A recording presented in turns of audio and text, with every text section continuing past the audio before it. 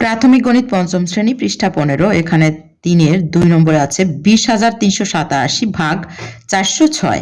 আমরা এখন এখানে দেখতে পাচ্ছি ভাজক আছে 406 আর ভাজ্য আছে 20,387। তাহলে এখানে আছে ভাজকের 3টি অঙ্ক, এখানেও ভাজ্যের এখানেও 3টি অঙ্কের মধ্যে যায় কিনা সেটা আগে দেখব।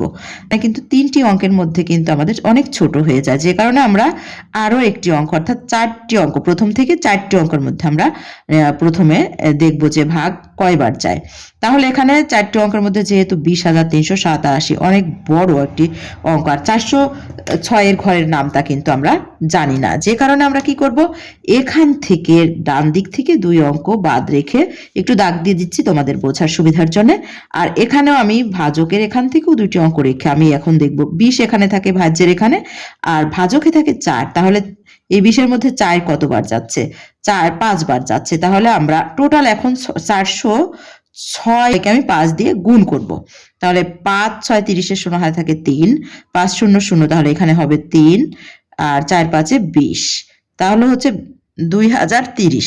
2030 লিখবো আমি এখানে 2030 আর 5 লিখবো ঠিক এই যে 8-এর মাথার উপরে গিয়ে।